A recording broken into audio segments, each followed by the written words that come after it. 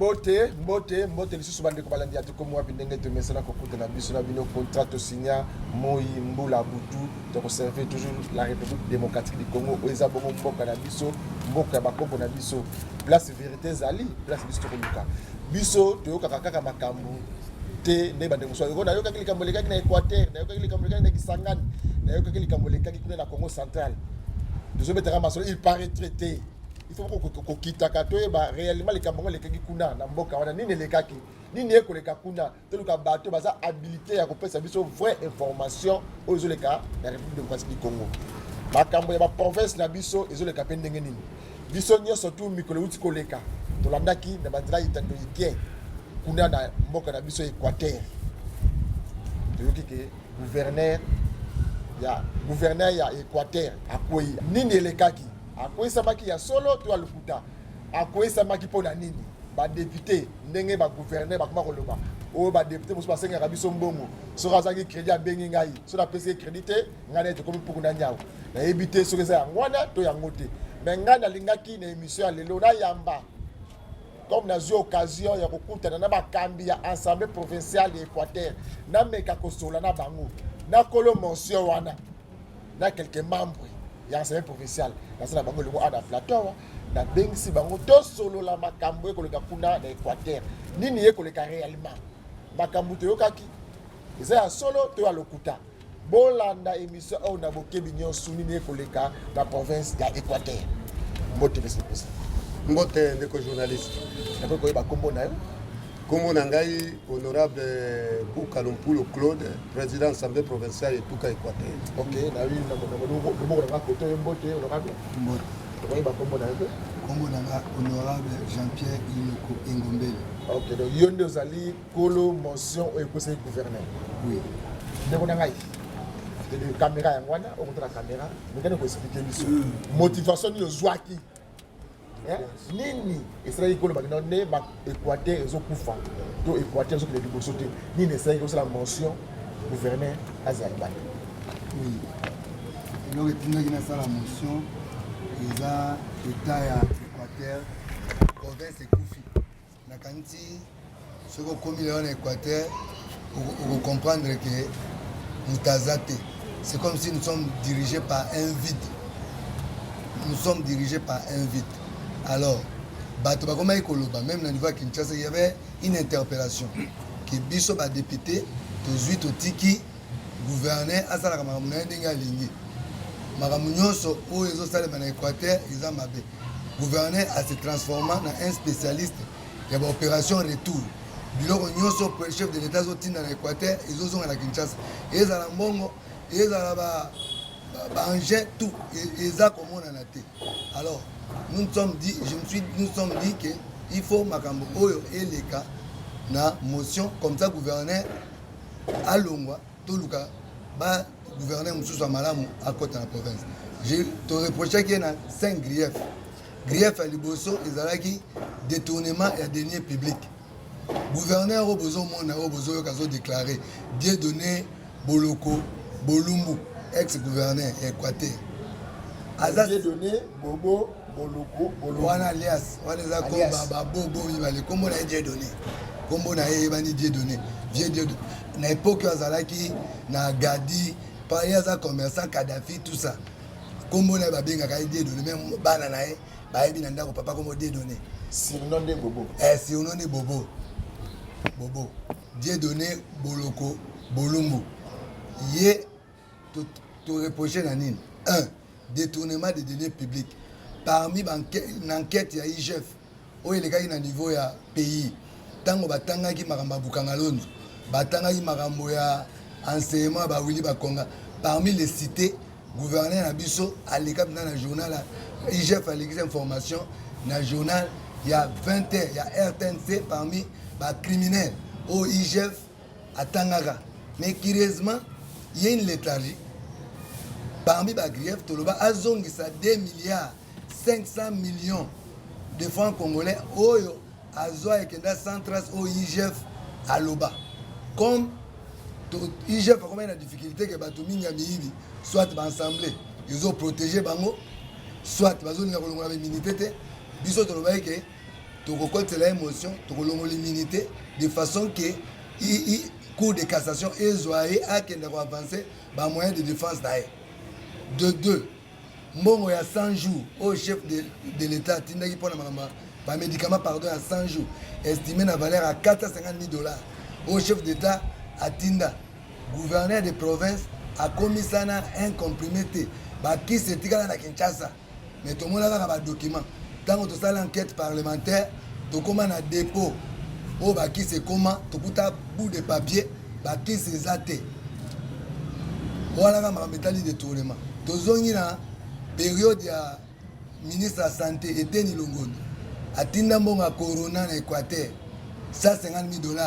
Trace monana te gouverneur mbonga koma ebima to ebite to zonga Kinshasa to abomba ngoto na Mars to na planète mususu donc mbongo wana bafuta batute. Alors en dehors de ça azana ba mbongo mususu oyo peut-être ezate ezana document oyo asala ba prélèvement voilà makamba ba données publiques likambo mususu ami balé eza outrage dans l'assemblée na sens nini longwa to bandi na ça fait 2 ans et demi ba recommandation na ba résolution yon sa enquête parlementaire gouverneur ex-gouverneur Bobo Boloko Bolungu Dieudonné atikala jamais qu'on respecter résolution na moko te na recommandation tozalaki na ba enquête parlementaire ya ba mbongo ba infirmier elimwaka ba prime de risque na ba mbongo ba salaire na ba fictif ba kie ba établi ba fait que OD azwaka ba mbongo wana na mundela Soficom bazwaka bazongisa ngo gouverneur to sengi que akanga OD mundela na Soficom ba inquiété le gouverneur n'a pas respecté jusqu'aujourd'hui l'OD de l'Équateur est en train d'œuvrer en intelligence na gouverneur voilà enquête parlementaire il y a mis balé tout ça là enquête parlementaire il y a makambetali ba terrain à l'état spoliation na ba bien à l'état ba mituka ba moto ba ni gouverneur c'est avéré que ba moto o ezalaki même ebola o boyo kaka ali musa nyonso ba terrain à l'état côté kaena bana na il suffit kaka ala mukana tongo so okele na terrain okutana na mwana gouverneur asaleli yo mikanda ozwi terrain ba terrain à l'état nyonso esila likolo ya gouverneur résolution mususu dernièrement to tiko suki sa enquête parlementaire makambo ya DGRPEC ou ya commission de gérer tant ba sali enquête parlementaire ya DGRPEC likambo ya somo 25% ya mbongo balongolaka ya DGRPEC pour ne futa ba agent DGRPEC ba coûte 0 francs na banque donc mbongo wana etikala jamais ko futa ba agent ya DGRPEC donc bango ba mi futa na ndenge na bango moko soki ya komi na libongo to asali to info document mais 25% na bango ba coûte 0 enquête wana mutasala ki nga za président de commission ils a parmi les 7 députés au bayaki balbaki légaliste pour parce que d'après bango légaliste c'est lorsque vous êtes complice dans détournement il y a ba données publiques il y a l'état beaucoup ba légaliste c'est ça le mot comme paix français ça moboule pas gouverneur c'est comme ça que pour lui comprendre légaliste un réseau mafieux c'est beaucoup de boyokani bola mbongo ya pays bo baluki ba légaliste mais parmi les questionnaires là honorable Elodie Azanaï hier mutasaki ba enquête parlementaire il avait établi que le gouverneur a sala un réseau mafieux na DGRPEC et na résolution assemblée na ba recommandation to senga ba longola comité de gestion nyonso ya DGRPEC na grande surprise na biso gouverneur na mukina tongo amoni que recommandation za makasi pour na mwana na epe azalaka na Clarisse alabino akolongwa boyete qu'est-ce que nous allons faire to changer de nomination kombo elongwa DGRPEC et comme à dégérer quand ninga longwa pe kombo de donner comme pe bobo a changer il est spécialiste na ba kombo comme ça ba Hollande la té azui a commis à dégérer à maintenir tous les mibi au biso ensemble to kangara et directeur à DGRPEC et Clarisse moi na deuxième personnalité na ba misusu à maintenir bango to tonalité ba résolution na recommandation na ils allaient pour la DGRPEC comme ce qu'on a commencé de gérer donc ils peuvent continuer hein, ça va voilà ma metali ba résolution na ba recommandation to silisi wana to ekozwa lisusu na makambo oyo etali incompétence gouverneur ndenga za boye mo kalo bakate na kanti bino mo aussi momona yo moni batumoli obie muninga betyo mbata pe papa zotunobi yaya yoloba longwa ba makambo ebandi yeka bato mosusu bazolobela ye namoni awa rapporter ensemble akomi avocat na ye azwi rapporter ensemble akomi avocat na ye non le gouverneur n'a pas présenté ses moyens de défense depuis quand rapporter ensemble akomi défenseur alors qu'il y a un porte-parole il y a gouvernement provincial azali ba ministre na ye bazali directeur ya cabinet na ye azali ye moko baba azoloba te pourquoi longwa toye makambo azoloba te pourquoi ana difficulté d'abord akoloba na langue nini français point d'interrogation lingala point d'interrogation kimongo oui peut-être mais difficulté wana ezosala ke soki tozwi même partenaire moyen gouverneur akende kotoke baporte eza te akokende pa représentant ya oms na kinshasa koloba na langue nini tala projet lokola ya pdss bakanga projet au chef de l'état tiaka mpona ezwa esunga bato na makambo etali santé basoin ya bana aujourd'hui équateur eza na pui te ya pdss simplement parce que le gouverneur azalaki cité na opération retour ye na bamédecin et ensemble décriaki yango na rapport ya honorable mongona oyo alobaki ke gouverneur akomisa yango manjoire na ye ayebi yango na rapport ensemble tocita ye comme acteur principal na makambo etali bambonga pdss il y a même baaudio na ye pa bamédecin chef de zone oyo gouverneur azosenga bambongo pdss baza nango ministre ya santé eteni ayebi aza na barapport nango c'est comme ça que na baprovince nyonso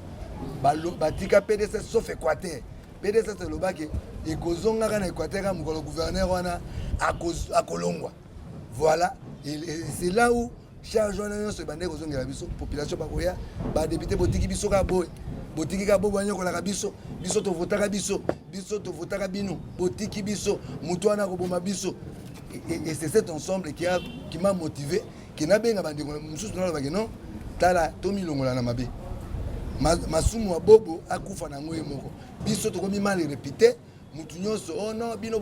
bosutenaka gouverneur apesaka bino baloso apesaka bino non biso toza ba grand responsable nga naza médecin ça fait 18 ans que je suis médecin na sisi na 2003 je suis médecin nga un médecin ko n'est pas gouverneur pour que nous senga ba unité ou bien bon ceux tozalaki na posa ya tosala motion ezala neti bilei na biso tolingai tokóma te mbongo euti kokɔta na province na compte investissement 3 milliards de francs congolais mosusu mpe euti kokɔta 3 milliards ya baetd bambongo ekota ebele tolingai mpe tobeta masolo kaka na mbandaka tosilani apesi biso mpe bambongo tovandi nous avons besoin de la vie aussi mais tomonai quand même vision ya chef de l'état alingi corruption te chef de l'état alingi état de droit ezala on ne peut pas avoir deux poids deux mesures un matata poyo ou ba levi immunité na inquiété na makamba IGF et un bobo libre azotambola parce que il y a bato mususu bazoyoka ye mawa oyo alobaka na ye te azalaka na ye mwana non c'est un criminel silencieux. Ok, c'est un criminel silencieux. Oui. Makambo ya porte-parole donc c'est ya assemblée provinciale ou comme porte-parole na ye to na bon président. Oui. Mais mutuna na ngai pa na ezali boyi. Oui. Équateur, Grand Équateur, banda avant Félix Yaya. Oui. Boni bino bozana ba problème, ba députés provinciaux, na ba gouverneur. Bino ne boza champion, bino ne boza bato ya banda kaka na Équateur, kuna ba décision ka ba gouverneur. Ba assemblée provinciale, na ba gouverneur na ba problème. Ni les conquistes de l'Équateur. Problème des arrêts. Province na biso Équateur oyo ya muke. Parce que tobi Grand Équateur. Province na biso Équateur oyo ya muke oyo totikali na ex-gouverneur Bobo. Ezande province ya malamu koleka ba province nyonso na makambo etali gouverneur na ba député longwa to bandi législature oyo il y a eu zéro motion même motion de défense même pas ministre moko esalema te ni question orale ni interpellation gouverneur asali 2 mandats bobo mutu moko te atikala kobenga ya tuna ye même ke toyokaki avenir Muji il y a 100 jours au chef de l'état pesa 1 992 000 $. Basalaka déterrassé. Donc, avenir Muji tikalaka boy et l'orezate. Et puis, comment financement chef de l'état. To benga to poser question orate. Problème de masumu nae et comme net ba crime na atteindre ya Sodome. Biso ensemble les premières institutions. Toza wa nzambe na likolo azoyoka masumu azoyoka tozo entassé. Donc azui ba médicament 100 jours azui tomoni trop c'est trop pour to boya ki to ba nous sala ba motion chaque fois nous ki ba comme tozo luka ba mbongo na c'est comme ça c'est la première motion na 4 ans au bo ba sali comme chef gouverneur de la province. Ok. Donc ils habitent na biso te. Nini motivaka bino bokende ba urne bo voter bo sur élection bo voter comme gouverneur de la province de bino. Motivation na bino ezaka nini boyebi ke moto ndeko lobi ke na le poto mobulu koloba mobulu boyeba kango bien yaza na commerçant et lors ni motivaka bino ba députés provinciaux la province Équateur bo voter de quoi. Bon, et là que motivaki tout voter gouverneur Bobo Bolumbu,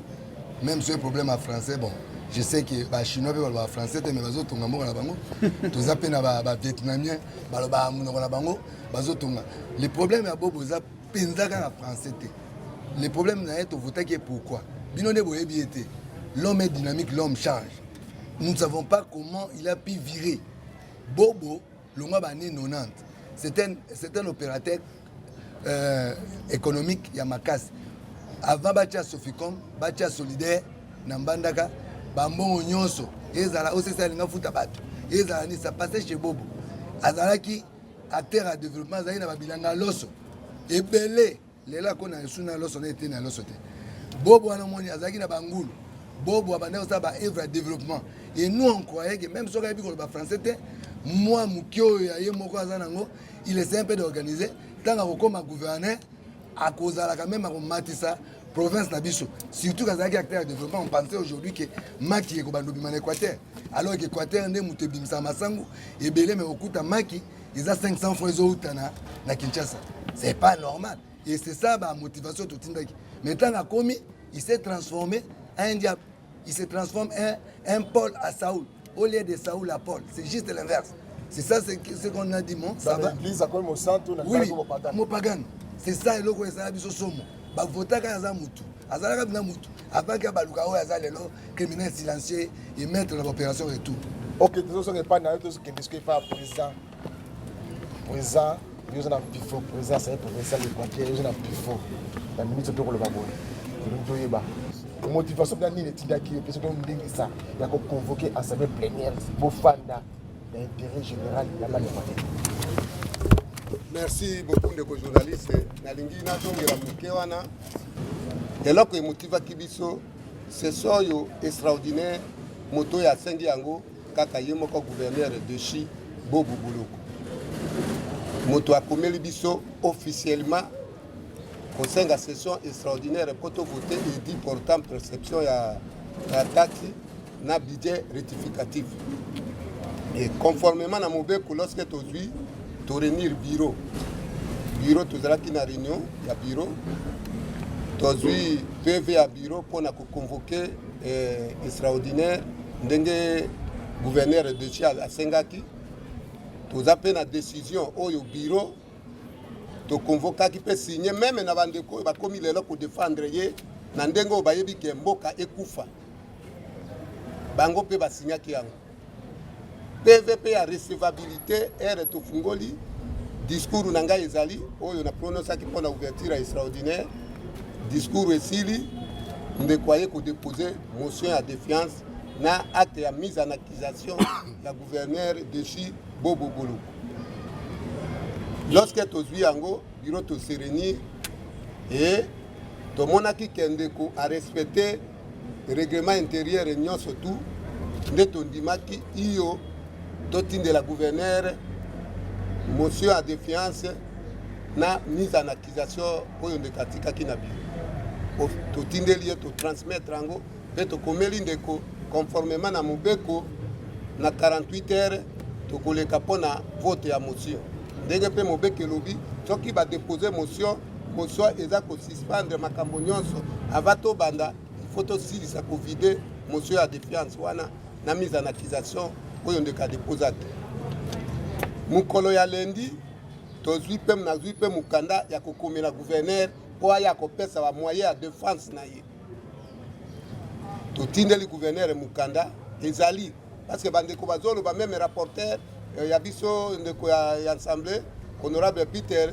le groupe de 6 oyo baye na yawa bazo continuer ko sala ko soutenir ye pombo ka ekufa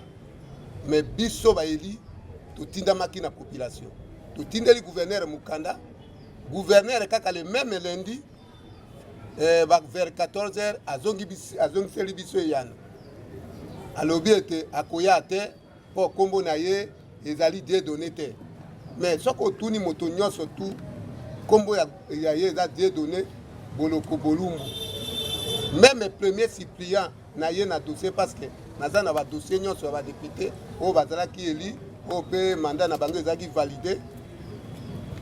mwana na ye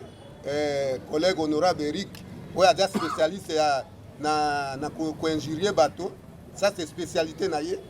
et document na ye na seni le nom du père parce que okuta premier suppléant nom du père ya kombo ya papa na ye boloko bolumbu die donné tantôt ozo comprendre que ndenge ndeka uti koloba opérateur économique baza toujours ba mafia ebele tantôt lelo atie kombo oyo soki asali crime moko kuna lobi na ntongo achange oyo si ndenge wana donc kombo na ye yango wana alobi ke akoya te biso mpe tozwaki mokanda subitement mardi fallait premier ebanda na 10h 5h du matin baservice oyo basalaka kuna na assemblée babengi biso alobi non président awa gouverneur bobo aye na bagarde na ye na bakuluna na famille na ye nyonso imaginez-vous que tobengi gouverneur mpo na moyen ya défense na ye alobi akoya te mpe aye na gouvernement provincial ezala mwasi na bana na assemblée e liboso ya porte d'entrée baboucle misike asuperpose meme bakadena mosusu alobi tokokota te mpo totraite motion or motion c'est un droit légal oyo eza constitutionnel c'est un moyen de contrôle soki ndeka dépose ekendeko soki ayaka na moyen de défense na ye soki aconvaincre mpe assemblée ekoki koleka mais ulie yaye alobi kakoya te mais na 5h du matin ayei de 5h tobandola dévolution kobenga baservice ke non vraiment communiquer na biso topesaki plénière eza huis clos ouvert seul badéputé na quelques services oyo basalaka ba PV na composer ba micro et en respectant de respecter peu ba mesures prises par le chef de l'État mais subitement vers 10h natindi ba conseiller bake kuna babotoli bango meme ba téléphone donc personnel moko akoki kokota te si ordre gouverneur ye moko debout na police na ye na bakuluna bakangi meme nzela entré na biso ya assemblée moto moko akota te na bengaki VPM le ministre intérieur pour na koinformer ye le ministre atia en relais na ngai na gouverneur déchu atuni ngai président yo convoqué extraordinaire kaka povo kwesa na bino ngana convoqué extraordinaire moto ya convoqué extraordinaire eza gouverneur bobo aye kutuna ye gouverneur parce que conversation ezaki biso na tozolanda mais yo moko moto convoqué extraordinaire oui excellence nga moto na convoqué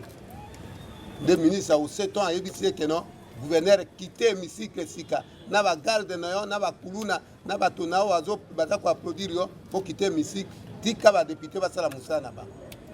bien que comme il est spécialiste na mensonge na lokuta akosi VPM ke alongui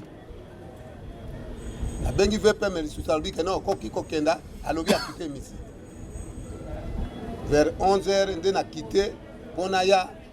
na kota difficilement d'abord soki nzambe te tolingaki peut-être to baluka na mutuka entré na biso atie baba ba police bakuluna na koti côté ya parquet nde na yaki komata pona kota na hémicycle kokota na hémicycle donc tout armé na ba police na ye et lorsque na koti na fungoli bureau tafandaki na bureau andekopé ba député baye lorsque amoni ke korome ekoki abengi encore bakuluna abengi bakuluna lisusu batondi ebele donc ba déborder sika même côté oyo tokotisaki ba mituka na biso ordre pesami il faut abanda kobuka mina ba mituka na biso heureusement ba garde na biso oyo bazalaki babanda okengela mituka et jusqu'à ce que na bengi ba service à sécurité redoc colonel oyo azosala intérim ya général na bengi PPD ke boyebisa gouverneur totindiraki invitation aboyi koya azonga na bato na ye nyonso tu biso tosala plénière et si même na ke même plus loin soki alinga répondre akoya korépondre ye moko te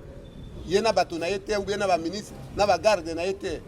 Or c'est censé que les mesures prises par le chef de l'État moto aliboso ya koyeba kotosa yango c'est le gouverneur oyo aza représentant chef de l'État na province. Mais moto aliboso na province Équateur ko violer ba mesures prises par le chef de l'État eza monsieur Bobo Boloko. Bobo Boloko wana zoloba wana monsieur le gouverneur alobi ke akondima makambo sali parce que osala ngona kati ya bar président ya ensemble provincial Équateur naza en face na yo ko yebisa biso makambo alobi wana eza solo to alukuta libo osala ngona kati ya bar bozo na siège na bino bozaki na droit pour négocier na kati ya ensemble provincial place bo siège quand même bino boko osala ngona kati ya bar moko boye bofandi alobi ya solo to akosi lokuta. Merci beaucoup ndeko nakanisi bo balobaka a soka lobi pa na a akomi pa kuna lobi b ou bien lobi i tozala ki na hémicycle na bengi ba service ya sécurité nyonso que moyen to siéger awa insécurité modèle oyo ekosalema te et conformément na règlement d'ordre intérieur na biso à son article 3 point alinéa 2 ezotila ke en cas où ba désordre ezali na esika wana toko délocaliser plénière esika mosusu na informer service oyo ezalaki sur place et na réunir bureau le bureau toye kozwa décision à délocalisation le PV à délocalisation signé par un membre du bureau ezali lorsque ezili nde to convoquer les députés nyonso soki tolobi to délocaliser plénière alelo na tel lieu na kabula bitumba eza salle de fête ya zolo babar mais yebi te ke lelo babar ezo fonctionner te. So donc il pas na ye moko comme mwana na ye aza na bar à respecter la mesure barrière te et pas na ye bien que les mesures barrières la chef de l'État mais mwana na ye ba teka kana bar c'est le fils du gouverneur et toke na lié wana ba député nyonso présent même bandeko baza kuna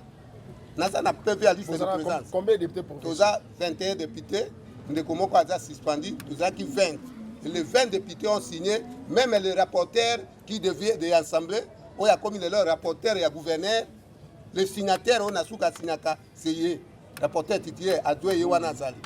Il y a un signé qui yango. Après plénière, et s'il après vote à motion, on a mis en accusation et s'il lorsque Bandeko va moniquer, Bakoué, Bango Azali, Batsapseni, Balobi,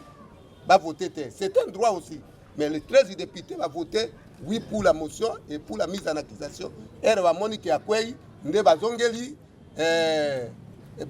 moto na bango ya tina ki bango na assemblée pour basa ba déclaration comme peut-être na ba intérêt au basa nango parce que au kotala ndeko na ngai député otina mi na population Équateur nyonso baboyi bobo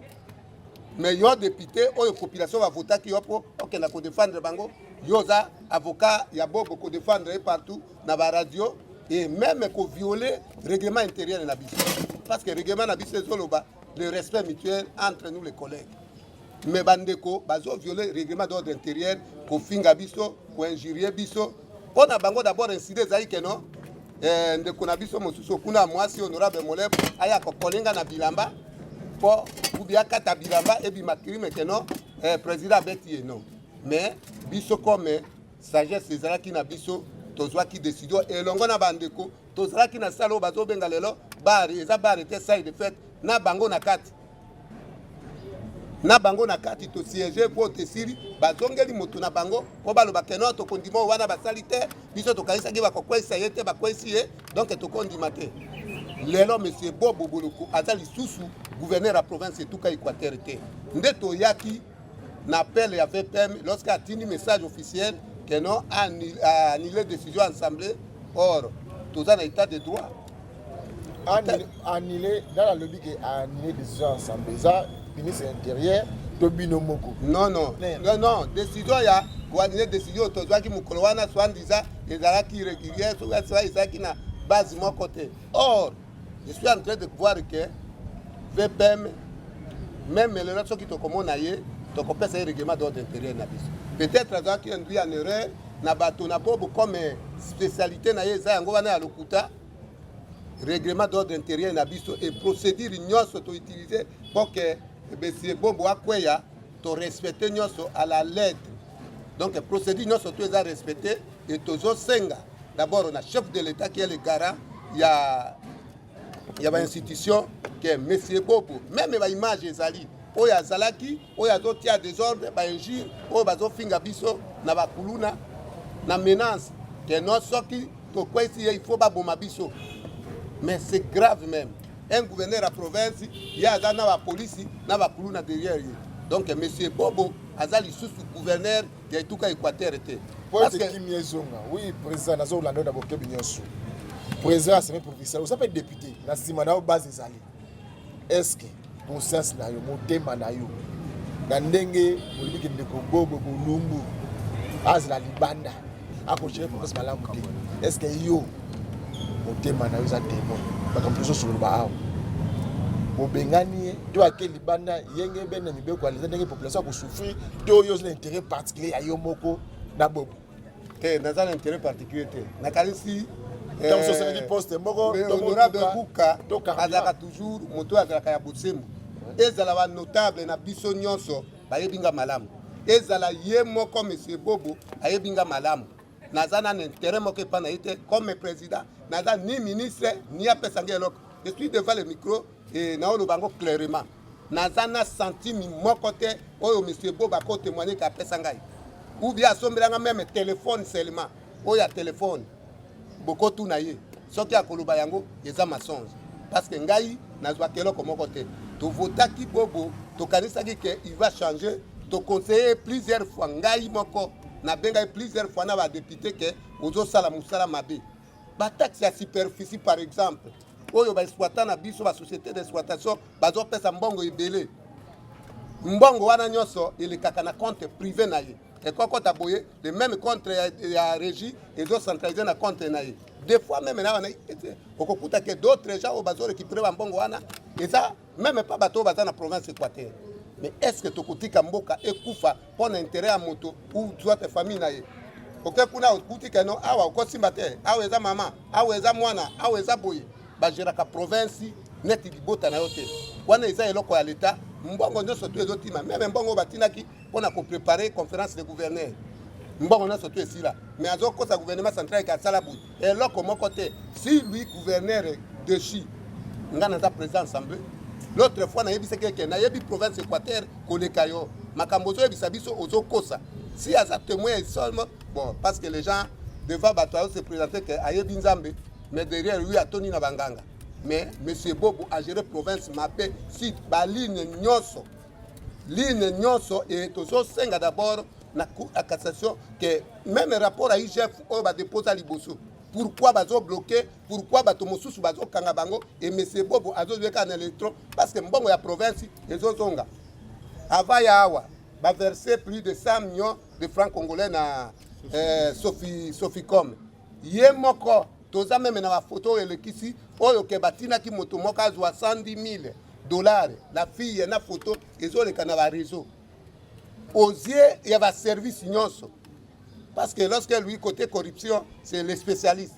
À côté de côté, mais ceux qui peuvent,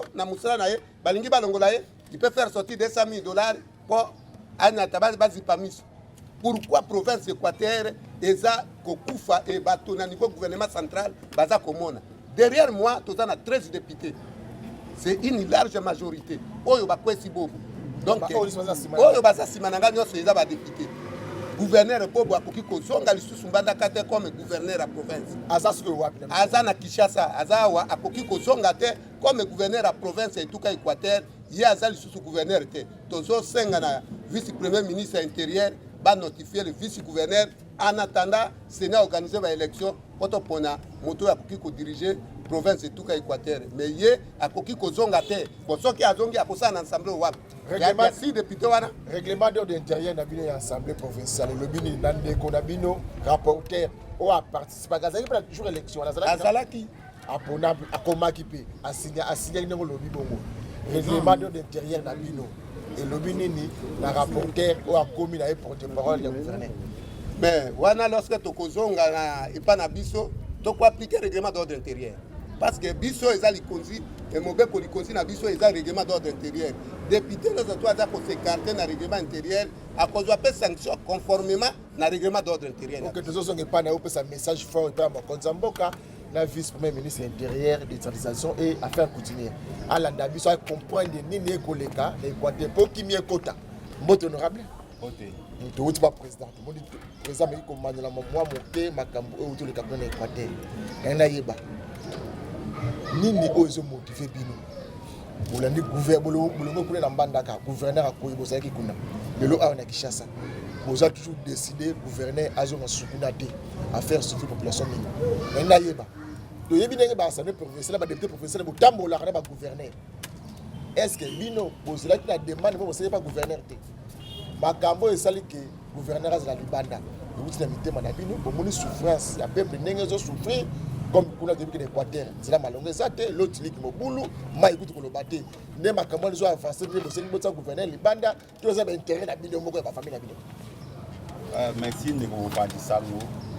Tolingai koloba boye soki makambo wana ezalaki mpona baintérêt na biso mbele biso tokomi awa na ville province ya Kinshasa te tolingai tosisa makambo wana kuna parce que na caisse de l'état ya province mbongo ekotaki ebele mbongo ezalaki ebele mbongo ya investissement mbongo ya ETD comme bandeko balobaki mbongo ezalaki soki ezalaki kaka na intérêt moko songolo mais tokendeke pa gouverneur apesa biso mbongo comme bato balobaka eza bambosion alimentaire tolingai tosukisa kuna mais biso eza détermination toyoki kolela ya population toza mal vi na population ke biso toponaki bino po bolobela biso alors président alobaki slogan moko oyo tozobatela ezali le peuple d'abord alors peuple wana nde bayei mikolo nyonso epa na biso kolela ke biso toponaki bino mais mboka ezokufa bovandi nye boza koloba te eza nini nde tomonaki tolobi non levons-nous trop c'est trop lokwa bandeko balobi banda lelo bandeko baye kokotela gouverneur motion na bagrief oyoki wana mitano nde eye kosala ke ata gouverneur wana atantaki parmi biso les 13 oyo abengi bamususu aleki na banzela ebele ke apesa bamususu ba 150 millions bamususu ba 20 millions mais tellement que nous avons déterminé 20 millions de francs congolais, 20 millions de dollars. 20 millions de francs congolais. 150 millions. L'Équateur, 20 millions de 20 millions de francs dans l'Équateur. Bandeko bozola ndanga na bokebinyo suna mboka Équateur 20 millions. Mais Équateur nzela malonga ezate. Lotiliki ya malonga ezate. Yoka misolo bazo corrompre kaka bati. Mais misolo les autres ngata ndaka munene l'État. 20 millions, 150 millions mais oya pesa ki parmi biso bazali. Ok, bato ba dénoncer que na boy na kozwa mbongo te parce que population eza konyokwama. Donc la population eza konyokwama en tout cas bandeko na ngai tozala debout, tozala déterminé, to meka ata na moi mbula oyo etikali to meka ko sauver province na biso Équateur et meka ko kende liboso. Nde eloko motivaki biso makasi. OK, tango ato ko solo masolo awa, gouverneur, vice-premier ministre ya mboka Congo, mon ministre atali mondelo ya mboka na Lingala, abengisi bino awa alobi bo revenir na décision bozwaki yenge bene na mobeko likonzi te bino ba député boza bakele mibeko ya lobi ke eza yenge bene na mobeko likonzi te bolobi nini miko yango tala ye malamu yebisa ye to yebisa président de la république ayo makambo zo kamena Équateur na lobi boy soki vice premier ministre azali kolanda biso peut-être yé à Zali à s'imprégner qui na mobeko likonzi ya assemblée provinciale Équateur té bato peut-être bakosa qui mais na biso makambo tout au sali pona ko déchoir l'ex gouverneur to landeli procédure banda et bandeli tisuka ba document nyo sur Zali mais message wana je pense que yé vice premier ministre ministre intérieur azali na qualité ya ko annuler un acte législatif té dans la qualité wana te soki ne gouverneur amoni ke biso procédure ezalaki mabe gouverneur akei na bacours et tribunaux akei kuna nde bango bakokatela biso likambo mais ezali apanage ya vice premier ministre te soki cassation kuna lobi ke non bino pe mosimeta ki mobeko likonzi te bazongisi ndeko bobo bolungu vraiment ndenge ezali awa nazali koprévenir na baautorité nyonso ya mboka ke ata babandeli mokili mbala kama Dieudonné Boloko akozalaka gouverneur ya province ya Équateur te parce que avant to yawa ba image ezali ba audio ezali population de moto ayaki kotika biso na aéroport population a se décidaki boke soki gouverneur azongi kuna justice populaire ekosale contre ye ou soit contre biso parce que le quoi to ye biso na Kinshasa comme un spécialiste dans la corruption, peut-être à corrompre biso to kobongisa. Voilà, il faut un ministre, il faut un message dans le ministre Atali Mondelo Yamboka, donc vice-premier ministre intérieur. Ozoyoka makambu élu du peuple et Quatra Koluba. Alors Biboye, ceux qui messieurs le gouverneur Azongi justice populaire Zanini. Donc population et qu'on soit en charge sécurité et Équateur. Au député, au gouverneur, population là yo opération to ebindak. Na lingala bukusi yango non. Donc soulèvement populaire. Oui. Yango to ebisi ministre Atali makambo ya Mondelo ya mboka ke vraiment ami bimisa na likambo wana parce que ezali na compétence na été atika attaque au gouverneur aye akosi atika parce que vraiment population ya Équateur nyoso etelemi. OK. Ezali ko zela biso. Député Loma, mbote honorable. Mbote ndeko journaliste. Kombo na ngai honorable Loma Lotuli Paul. Honorable Loma Lotuli Paul. Motivation ni sali ke lelo ndeko na biso mais c'est bobo bolumbu obenga die donné azla libanda. Aïbi a détourné les compétences. Merci ndeko journaliste. Ndeko iloko alekiawa ayebisi motivation. Makambo tozali kofunda ye. Nakozongela makambo ya détournement te. Zambi ezali ebele soki tolobi totanga yango awa ngonga ekosila. Likambo ya mibale ndeko alobaki ya kozanga kotosa ba recommandation ya assemblée wana na kozongela yango te. Likambo mosusu ndeko alobaki ezali ya spoliation ya biloko ya l'État tokozongela yango te. Ndeko alobi likambo ya incompétence tokozongela yango te. Pe 5e point ezali ya mauvaise gestion ya mboka zambi ndeko bobo boloko bolumbu azali ko gérer mboka lokola ndenge azalaki ko gérer gadi akanisi yango ezali boutique ya famille na ye.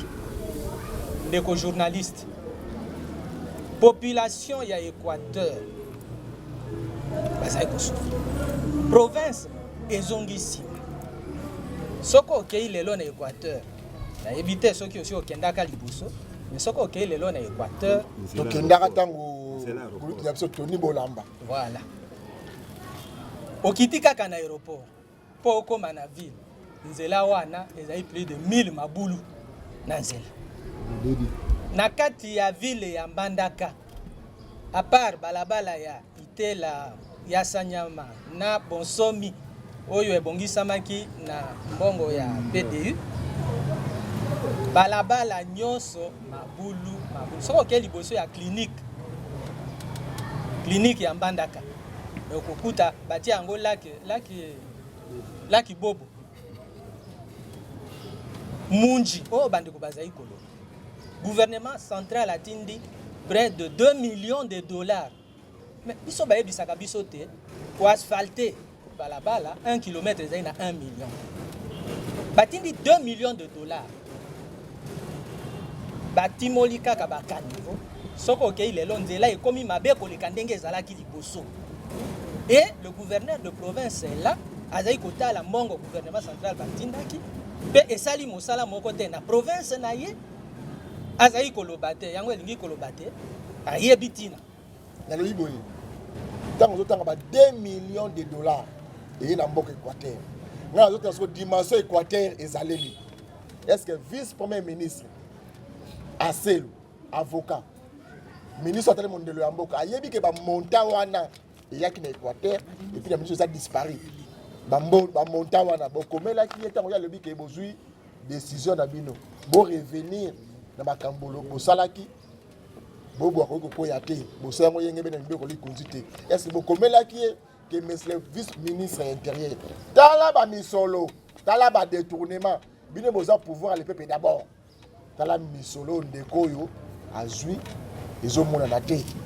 Province intérêt mon côté province ozo ngasi bo quel ça qui likambo ya liboso biso assemblée tozali na droit ya kosala contrôle na makambo ndenge ezali kosalima pe nous ne sommes pas obligés ya koyebisa Kinshasa parce que tozali na droit ya kozwa décision tozali ba entité autonome biso bato totiaki gouverneur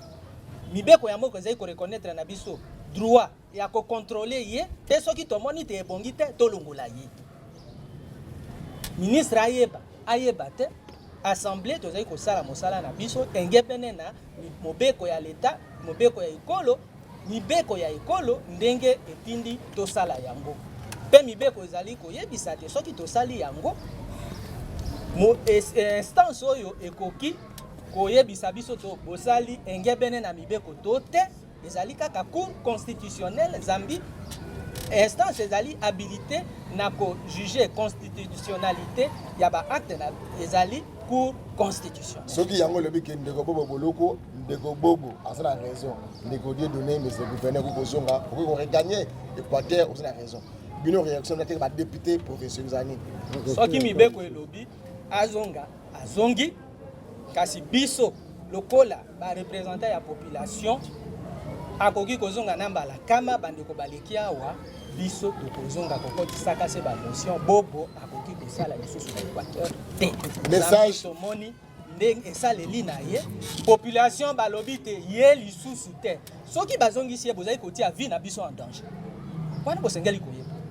bozali kotia vie na biso en danger parce que population bazozela biso. Merci honorable maman mbote honorable botali télévision na biso tokoki bakombo na matya mwa voix moke mbote mopanisa kombo na ngai honorable Alphonsine Kindembo. ok ozali député provincial Équateur tomi toyeba motivation nini bozwaki oyo esalaki ata yo atake mama nayebiki bapapa batombokaka mama mpe atongaka ndako mama koyeba papa te totala likambo malamu likambo oyo nzela ezokende ndenge eza malamu te yo oza mama nzela oyo bozwi eza malamu to eza mabe nzela biso toponi eza nzela malamu mpona toteyaki ye lokola baeli toteyaki ye ke mboka eza kokufa bongisa mboka me ayokaki biso te tala exemple ke ndako ya vandi ya batima soko omoni yango okomona eza lokola mwana bebe abotami sika poso ezoloba eza na aspect te même so bakonzi baye bakende kuna me soko otali yango okondima te na mopandi ya batima nyonso soko omoni omona manganga ebota nzela moko ya malamu to ezali kolakisa ke moto aza kosala mosala na mbandaka malamu epuis toza na message ya population bakiti na aéroport kotika biso balobi na biso boye kozonga na bino awa boyebisa mokonzi soki amoni mutu akotinda ene Équateur ya kokamba te atinda ata bonobo ekomi na niveau wana c'est-à-dire population basi balembi ba message eza wana ata neye baza wana bazobima bavoka na ye toza na baeko ya bamisusu awa na batelefone mosusu azobenga biso ke totika ete epuis mosusu akimi bango na aéroport c'est-à-dire soki balobi ke baliaka mbongo na ye emonani ke bango nde baliaka mbongo na ye ezosala bino ndenge mosala baninga na bino badéputé professeur lokola bino mosusu balobi te batiki bino babi te nzela bandeko na baponi eza malamu te ba 13 wana le 13 parlementaire biso na banzela boke eza malamu bokoma histoire le 13 parlementaire nzela bokei eza malamu te tikala kene nzela malamu nde batikali kuna eza nzela ya baintérêt na bango me biso toza baeli ya pe lokola ngai naza eli ya mbandaka soki nazongi ke bazongisi gouverneur na déjà naza na insécurité toza na insécurité makasi parce que population alobi ye moko akosala makambo na ndenge na biso tosali te c'est-à-dire faut nani mokonzi atala malamu bazongisa ete bapona motu mosusu na kozongisaka ye ekobonga te ministre atali mondelo ya mboka yo kotala ye député provincial pesa ye message final ayeba makambo ezoleka kuna na Équateur kwa message bon nangi nayebisa mokonzi ke abongisa makambo ya Équateur bobo aza lisusu gouverneur ya Équateur te soki azongisi bobo seke alingi mboka ekufa guerre ekota bato baza na insécurité bazotumba bato bazokotela bato me gouverneur aza wana ntina moko eza te en tout cas toza kosenga na ye ke atala likambo oyo malamu toza na posa bobo azonga lisusu mbandaka te. Merci bandeko balandi bomoni ke télévision ezali ngonga toyeko clôturer tozo clôturer na président ya assemblée provinciale ya Équateur ameka koyebisa biso makambo yango ntango baye Kinshasa batamboli babiro nini solution baye Kinshasa eza pe nini président tongi toyeba oye Kinshasa tomoni awa tomoni biso ba classe parlementaire lingo zonga susu j'ai les 13 on les a musique chiffre 13 wana eza chiffre moko historique ya mboka Congo eza va ya makasi ebi va na va ya démocratie vous esali ke ba Congolais to ba télématie na moya lelo. Merci beaucoup ndeko Mopandi Sango. Na kanisi nzela tolandi wana eza nzela ya démocratie bato nyonso otangi wana ke sa twezala mokonzi ya mboka lelo ayebi ke G13 eza nzela oyo emema mboka oyo na démocratie. Donc eloko tozosenga ke mokonzi ya mboka le vice-premier ministre Monsieur Bobo Boloko baboye na ituka Équateur. Biso bato toponaki na majorité wana biso pe to retirer confiance na ye. En dehors biso moto mosusu akozongisa ite. Parce que démocratie lobi boye. Bato bapesa ki majorité wana ba retirer pe yango bazwa gouverneur Bobo bapesa ye fonction mosusu awa. Ndeko mama uti koloba wana message aux populations bapesi biso na aéroport. Biso toya biso 13 moto moko abimisi di frate toza na mbongo te. Moso epeza moso moko alimentaire te comme bazo kanisa. Soki tolinga kimbongo ndeko Bobo ye moko aza témoin aleke pa na biso moko na mokawa wa pesa mbongo moso ekenda te toboya parce que population va voter ki biso nga moka ya na ndako na ngai na ye na libota na ye. Pe na ebisi est-ce que zo ka clio zo le kalibanda na ngai président bozongisa moyibi wana te ça c'est population. Soki tolinga kimbongo tolinga kitozwa mbongo mais biso nyonso twawa na moto moko azwi 10 francs na yete pesa ki motion te potozwa mbongo te volonté ya population équateur. Pe message ya suka bapesi biso na aéroport balongoli biso na bandako komema biso makolo ti aéroport population d'abord même le chef de l'état que ça soit le vice-premier ministre population a fouteli biso ba bien que pauvreté est en Équateur bandimi ma foutela le G13 ba bien poto ya na mbandaka pe tozo senga na ye ba notifier le vice-gouverneur wa sala musala na ye ba yebi malamu gestion ya monsieur Bobo IGF a commis à pesi ba kangaye pourquoi ti lelo ezo umela biso ba yeli pe to dénoncer ango to kwesi pona nini eza ko umela ka province Équateur au moment la province mosusu ekleka ki na mbango c'est-à-dire mbongo Équateur ezo ya kaka corruption na Kinshasa wana to boyi biso ba yeli ya Équateur il faut Équateur ekenda liboso to respecter vision ya chef de l'état oyo aye na ngo pa itemboka changement ezala to koki kozonga na habitude ya kalate oyo mboka ya avancer te mais pona biso Équateur mobimba bazozela message ya suka ya chef de l'état que Bobo akokenda lisusu te. Ok, merci président. Ouais, c'est vraiment mal suka président. Bande ko balandi télévision zalingonga bouti ko ndabongo ba député provinciaux la province Équateur et tout cas Équateur. Ba uti ko manyola et tout nezaki angabi ya nezaki ya bango bali ba kambo zo na Équateur ezaki participer mawa. Province biso zongi sima. Yango to le billet de moto ko diriger biso moto azaki comme gouverneur. Dodje Mopandi détournement et compétences vice-premier ministre l'intérieur invitation na ngai ezali pa na yo mokolo ya lobi na tongo nazokoma directement epa na bino kuna ministre wa tele mondelo ya mboka lobi na 7h30 nazo epa na yo micro na ngai epa na yo oyo omeka kosola na biso tokomi wapi télévision totuna yo bituna mibale to misaki makambo ozoke na Équateur yo po kimi ekota na Équateur ozolinga nini il faut le bango na caméra ban Équateur la population na ba député nyonso to bayeba nini oyo gouvernement congolais pour te kimia ekota kuna na province na tuka Équateur bolengeli nini ezaka rateke na bo revenir te bana mibale bazobunda yo papa ozana osala nini okokabola to kopelisa moto na lebi boya bana mibale bazobunda yo papa ozana na bana bazobunda osala nini okobeta bango mbali okosala nini tolingi kimia na Équateur tolingi kimia boyo kinenge ba député balobi awa balobi boye soki ndeko azongi kuna bakosala justice populaire to boyi ba congolais bakufi pe mingi touro yo tosala le peuple d'abord état de droit et monana donc bandeko message na bango final balingi état de droit ekita na Équateur ba mona o ayibaki o adetuna mbongo oyo azoki mbongo ekendeki na makambo banzela atongi ndako na ye moko bayeba mbongo wana esalaki nini justice esalama lolenge elongobani oyo na mboka Équateur tosuki awa mokolo malelo tika te kimia kolo nzambe ezala mabota na bino nyonso dokute mokolo malelo